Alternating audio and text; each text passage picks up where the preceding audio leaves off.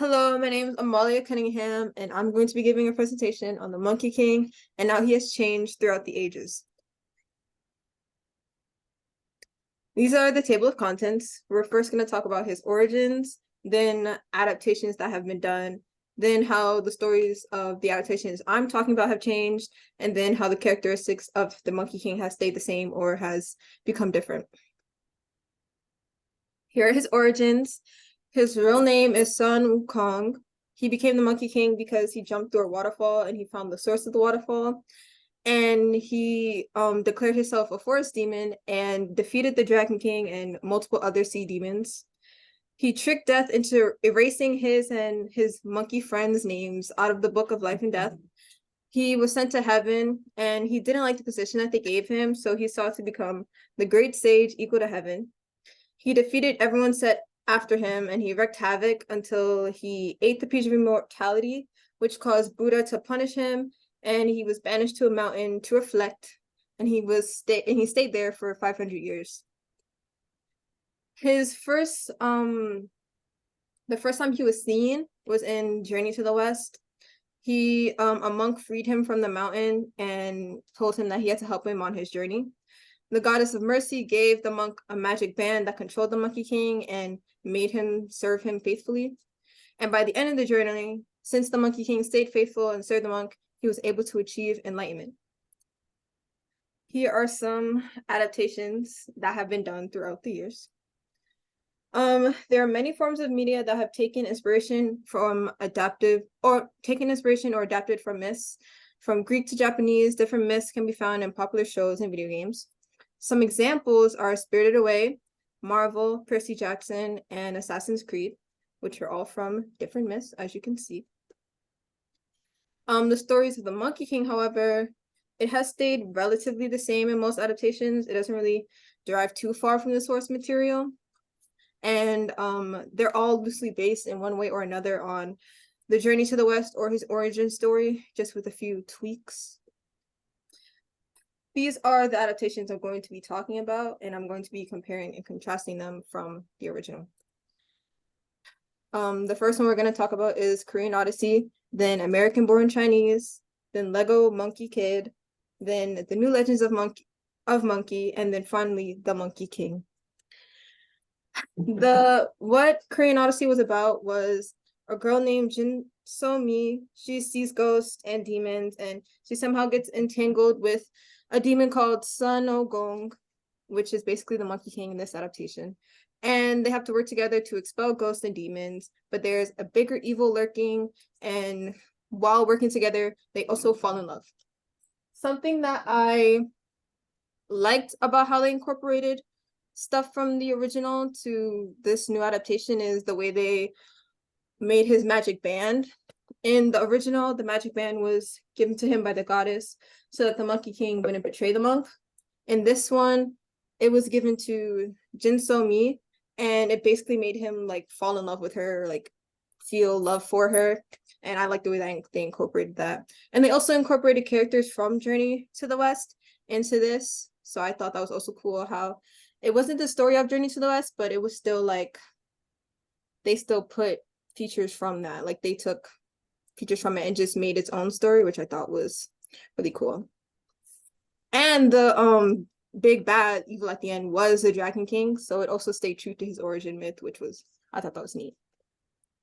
American Born Chinese, Jin Wong is a teenager in high school and a new foreign student who is the Monkey King's son comes to school, and now they have to defeat a bunch of different demons and gods together. It's a really nice show. The way it derived from the original Monkey King, like in this one, the Monkey King isn't the main character.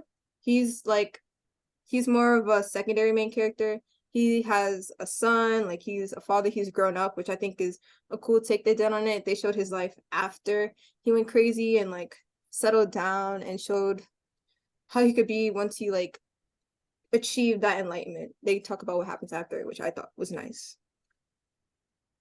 The Monkey Kid is about a kid named NK, and he's chosen as the Monkey King's successor, and they train and they learn how to harness his powers. But then some of Monkey King's old friends come to get revenge, and they attack MK, and now he has to deal with fighting them and saving the world and stuff. But he has a group of friends with him.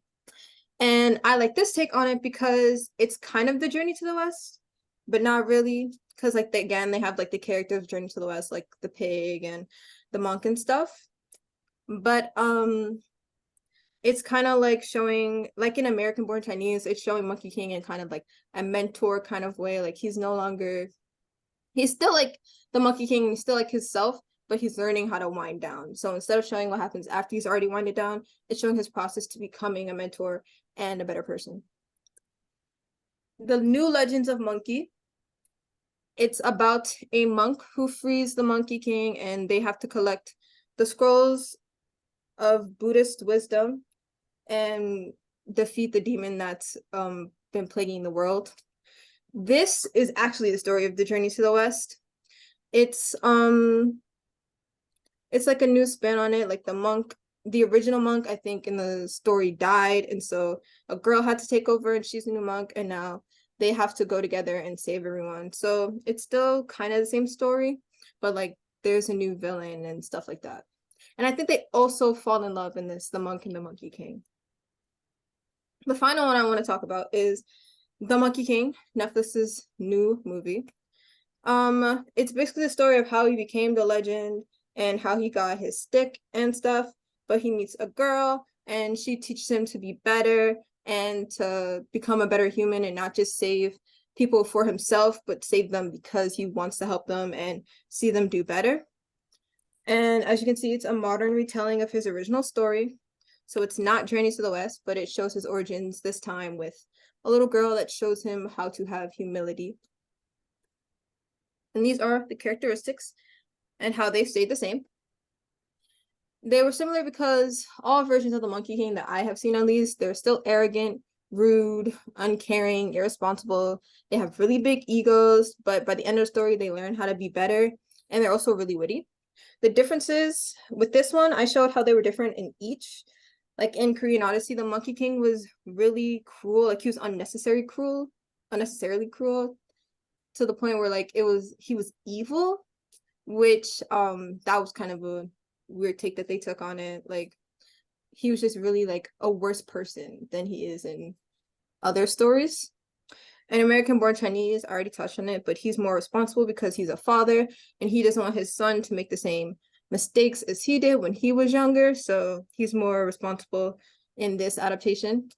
In the Lego Monkey Kid, he's more regretful, more remorseful, because he's seeing how the actions of his past are affecting his new friends and his new the kid he's mentoring, and he feels bad and he's working to rectify those mistakes and help him.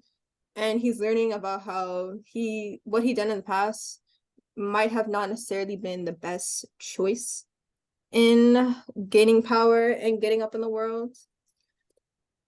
These are my references. And thank you for listening to my presentation.